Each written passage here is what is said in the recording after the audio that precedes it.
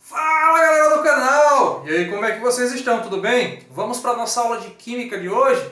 Hoje eu quero dar continuidade ao assunto que a gente começou na aula anterior falando sobre bases. Então essa é a aula número 2 sobre funções inorgânicas, de forma específica, bases. Olha quem está aqui, ó. Lembram dele? Svante August Arrhenius, ganhador do Nobel de Química, que trabalhou com essas funções inorgânicas.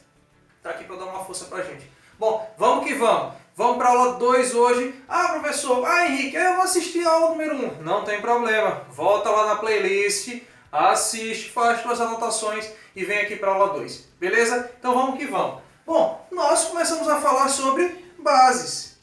E as bases, elas são caracterizadas pelo que, gente? O que é que as bases são caracterizadas? Pelo OH-. Isso, pelo grupo OH-. Olha que legal. Eu acho que eu consegui ouvir a voz do pessoal que está em casa, né? Que está acompanhando a aula. Professor, mas toda base tem OH-? Opa, estou ouvindo vozes do além. A pergunta foi, será que toda base apresenta o grupo OH-? Excelente pergunta. Bom, vamos pegar uma situação para ver se a gente consegue responder essa dúvida de você que está em casa, dessa voz que veio do além. Vamos para cá, chega aqui, ó. Olha só, eu até destaco e coloco cuidado, galera, cuidado quando a gente falar no grupo OH. Por quê? Porque olha aqui, ó, H3CCH2OH. Você pode olhar esse composto e dizer assim, ah, isso aqui é um álcool. Epa, cuidado, cuidado. Isso aqui é um álcool? É. Qual é o nome dele, ó? Etanol. Opa, o etanol é uma base? Não. Mas Henrique, o etanol não tem o grupo OH? Você não falou agora há pouco que se tiver o grupo OH é uma base? É, mas cuidado com uma coisa. Vou colocar a dica aqui, ó. Para você ter uma base, aqui ó, você ter uma base, você tem que ter a junção de um metal mais o grupo OH. Se você tiver metal mais OH, assim você tem uma base. Bom, e aqui, eu tinha metal mais OH? Não, o que é que eu tinha aqui? Ó? Eu tinha um composto orgânico, né? H3CCH2 mais o grupo OH, formando a estrutura do etanol, uma molécula orgânica. Então ele não é uma base, tá? Então qual é o critério básico para a gente ter uma base? É o grupo OH ligado a um metal. Tá tranquilo? Tá fácil? Então vamos que vamos. Bom, gente, quando eu falo em bases ou hidróxidos, eu preciso pegar algumas características e eu vou pedir ajuda ao meu amigo Svante August Arrhenius. Olha aqui, ó, tá até colocando mais um se liga. Bom, como é que eu sei que eu tenho uma base? Porque ela possui algumas características muito importantes, como por exemplo, a capacidade de neutralizar o grupo ou o H+, né? Neutralizar os ácidos. Eu vou até colocar aqui, ó, especificando capacidade de neutralizar ácidos.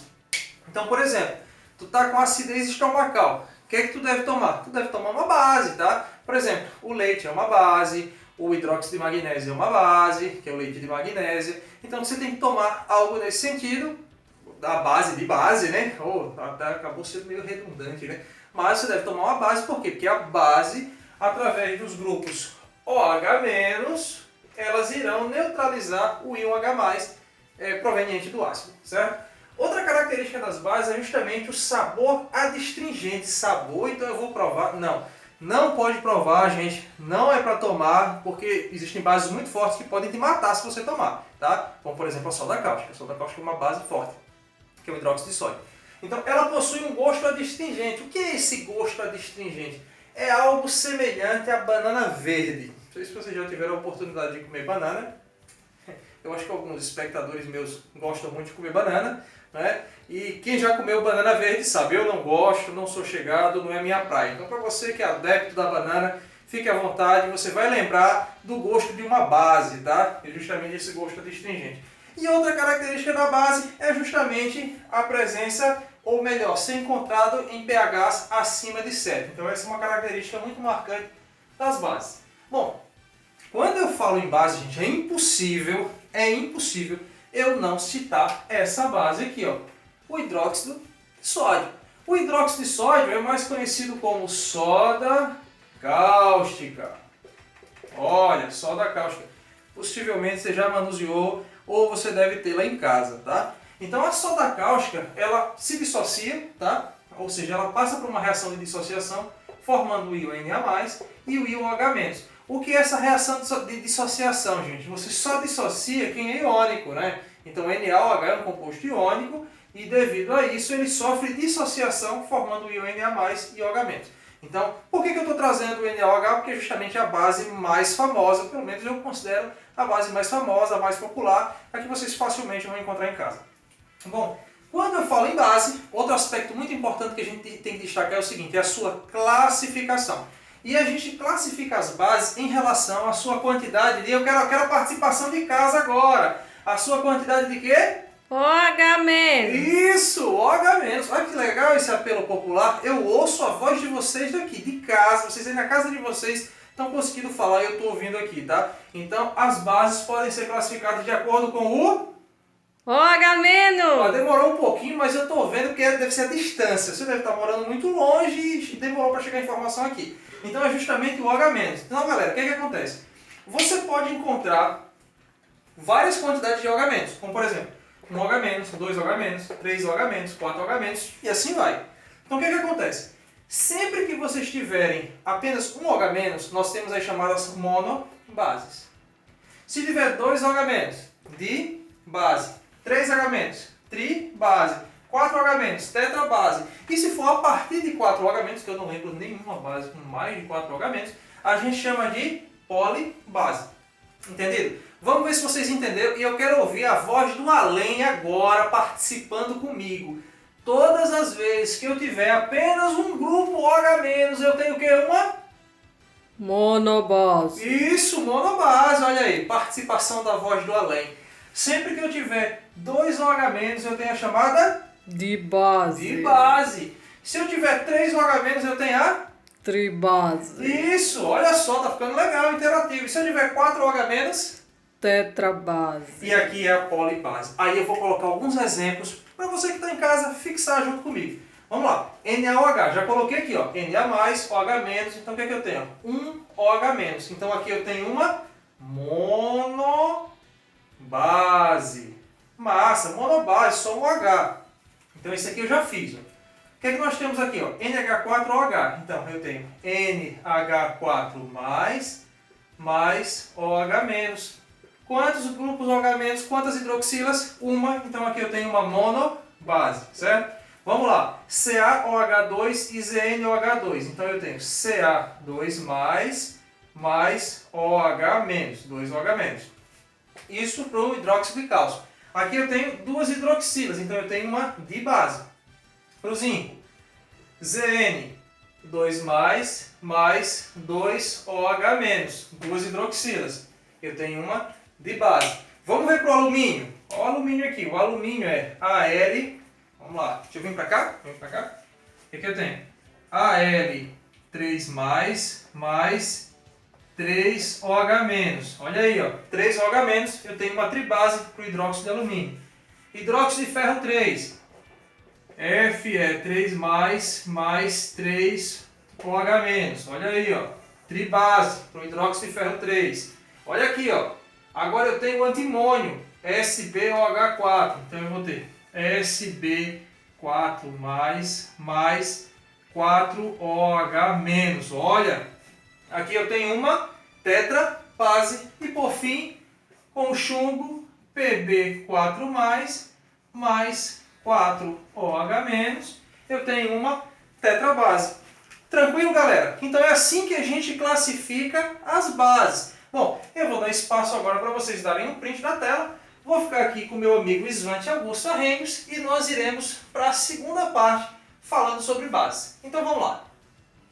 Então vamos lá. Agora eu quero falar para vocês sobre a força das bases. É isso aí. Então nós vamos ter 2 grupos. As bases que são consideradas fortes, assim como eu, por exemplo, e as bases que são consideradas fraquinhas, né? Raquíticas, aquelas basezinhas que não fazem efeito de nada. Bom, então tá aqui, ó. força das bases. Quando eu falo na força das bases, gente, qual é o critério que eu vou levar em consideração para dizer se uma base é forte ou se uma base é fraca?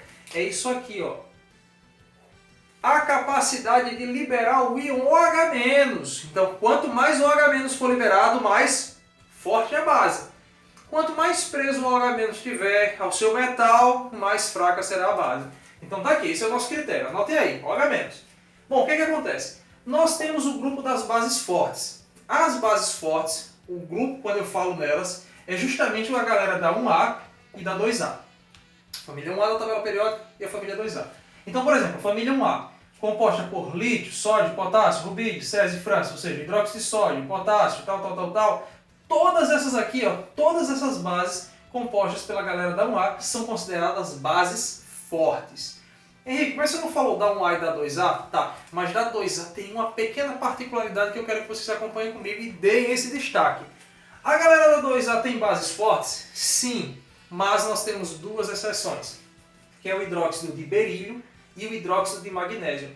Essas duas bases, elas não são consideradas bases fortes. Elas são bases fracas. E por que o hidróxido de berílio e magnésio são bases fracas? Porque eles não gostam de liberar aqui, ó, o grupo OH, tá vendo?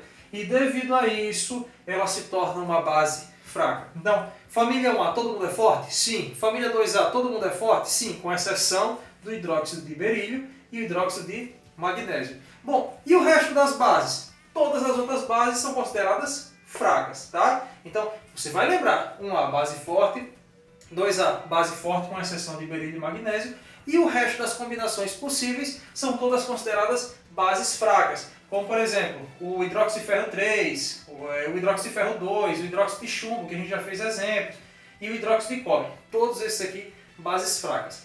Outra coisa muito importante, e a solubilidade dessas bases em água? Como é que se dá? Bom, a solubilidade vai ser da seguinte forma, bem fácil. Ó, todos os que fazem parte da família 1A, hidróxido de lítio, sódio, potássio, rubídio, césio e frâncio, todos os da 1A são muito solúveis em água. Por exemplo, a soda cáustica, ela facilmente se solubiliza em água, tá? Ela facilmente se dissocia. Então, são muito solúveis. A galera da 2A, berílio, magnésio, cálcio, estrôncio, bário, rádio, essas aqui, ó, esses da 2A, eles são pouco solúveis. Eles não são muito chegados à água, tá?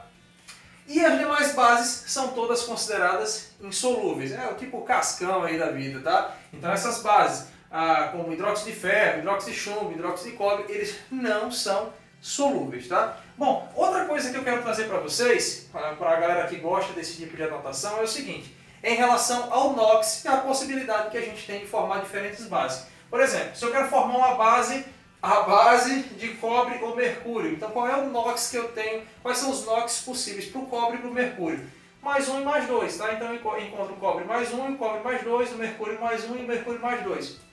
Para o manganês, também, NOx mais 1 e mais 2. Ferro, níquel e cobalto, NOx mais 2 e mais 3. Ouro, NOx mais 1 e mais 3. E o chumbo, a gente já fez inclusive exemplos com chumbo, NOx mais 4 e mais 2. Beleza, galera? Bom, então tá aí. Vou deixar para vocês darem um print, tá, na aula. A Reni está aqui olhando pra gente, certo? Queria pedir a você, gente, se você não se inscreveu no nosso canal, tá aqui, eu tô deixando a indicação do nosso canal, Sem Canal, canal de Ciências Exatas e Naturais. Se inscreve, dá uma força pra gente, vamos fazer esse canal crescer, tá? Se tem alguém que tá me assistindo que não se inscreveu ainda, pô, vai lá, bicho, se inscreve, clica aí, é super fácil, indica pra galera que tá na tua casa, beleza? Vamos que vamos, espero que vocês tenham gostado. Se tiverem qualquer dúvida, por favor, coloquem lá nos comentários, que a gente, logo que possível, vai estar respondendo. Então, valeu, galera do mal, eu vejo vocês na próxima aula. Tchau!